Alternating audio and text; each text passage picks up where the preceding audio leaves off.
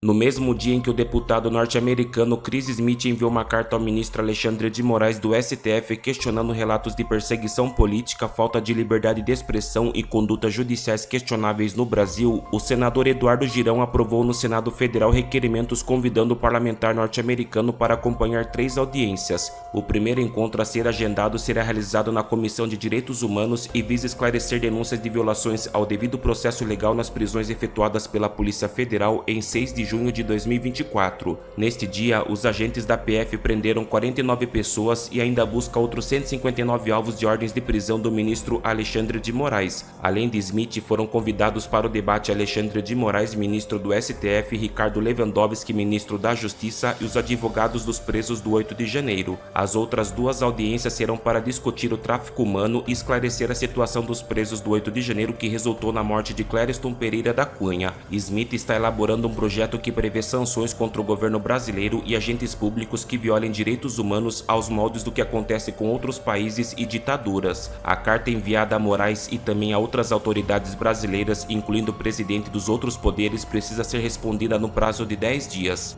Mas o que eu posso dizer é que, na minha opinião, já não há mais volta, né? Eu não vejo os Estados Unidos, ainda mais agora que está indo para uma eleição onde o Trump é favorito, né, voltando atrás. Agora, o Alexandre de Moraes tem 2 opções.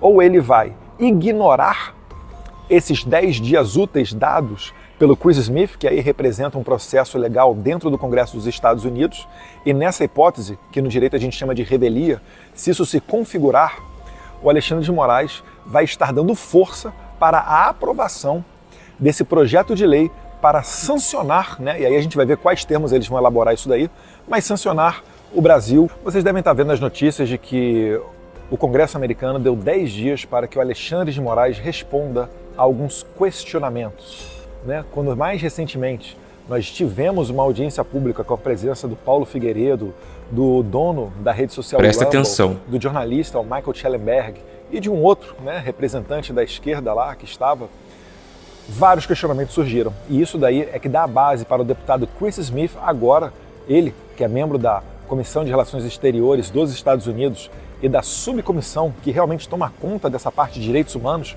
e é por isso que o Chris Smith está tocando adiante Esse essa cara pauta, não é pouca coisa por não, outro hein? motivo. E agora sim, o Chris Smith está levando esses questionamentos ao Alexandre de Moraes, porque nos Estados Unidos existe algo chamado devido processo legal, e as instâncias elas têm que ser esgotadas antes de se ter uma decisão, um referendo final. Então, assim sendo, o que os americanos estão fazendo é seguindo o passo a passo desse devido processo legal, dando a chance, ao contrário do que fez Alexandre de Moraes para várias pessoas no Brasil, dando a chance para o Alexandre de Moraes se defender. E são várias perguntas que são feitas pelo deputado Chris Smith. Antes de entrar nelas, vale lembrar quem é esse deputado. Ele não é um bolsonarista. Ele nunca, como diz uma parte da imprensa brasileira, né, ridiculamente, ele nunca sequer se encontrou com Jair Bolsonaro. Ele está apenas no mesmo partido do Trump, mas sequer é daquela ala, vamos dizer assim, mais trumpista, do MAGA, né, que eles falam nos Estados Unidos, o Make America Great Again. Inclusive o Chris Smith, várias vezes ele vota com a esquerda dentro do Congresso americano. E eu lembro aqui uma oportunidade em que ele votou, inclusive, sobre uma limitação de uma idade maior para você ter acesso a armas de fogo, o que foi muito criticado pelos conservadores e pela direita americana.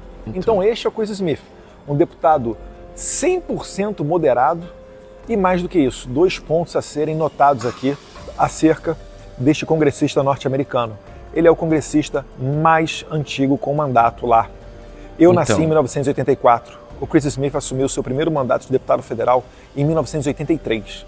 E desde então ele vem se reelegendo, passando vários presidentes, vários governos nos Estados Unidos, iniciando lá nos anos 80, quando o presidente era ninguém menos do que Ronald Reagan. Esse deputado, a segunda observação que tem que ser feita acerca dele, é que ele é famoso e conhecido por conseguir articular de maneira exitosa dentro dos Estados Unidos os PLs, né, ou os Acts, as leis que acabam sancionando outros países. Mais recentemente, ele conseguiu aprovar, né, a lei da sanção, a lei da democracia acerca da Bielorrússia, né, Bielorrússia Democracy Act, que conseguiu sancionar a Bielorrússia, que é a última ditadura da Europa, né, que hoje vive Ah, você que fala, não vai dar nada, não sei o quê. Presta atenção. o jugo do ditador Lukashenko.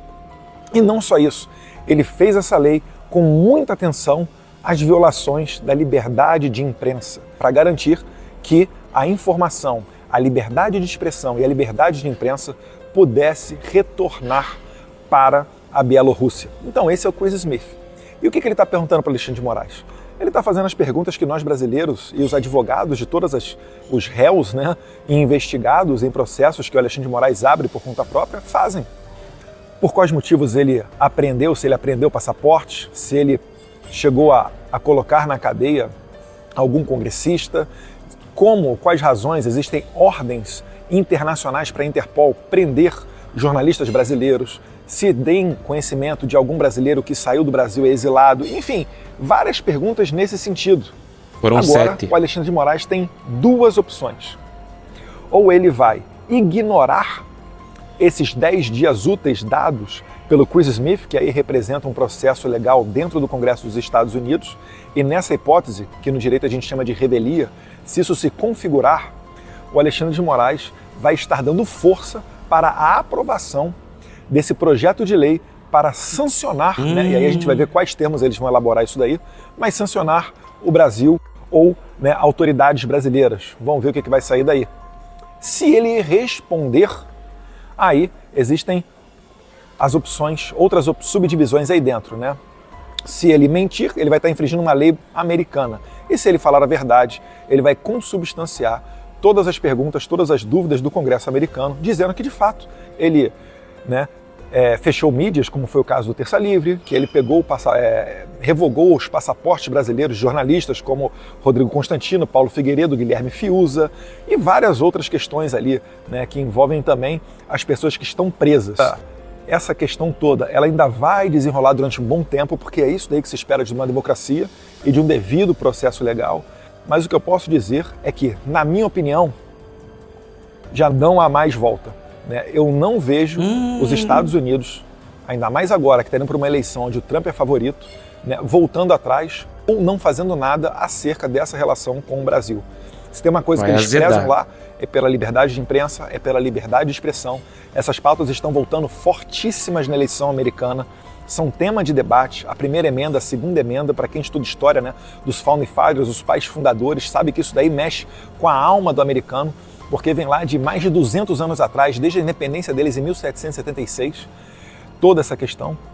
Então, eu acredito que os passos adiante serão, né, de que os Estados Unidos, de fato, vai cada vez mais se debruçar sobre as condutas de Alexandre de Moraes no Brasil e também sobre as suas ações que vão para além do território brasileiro, né?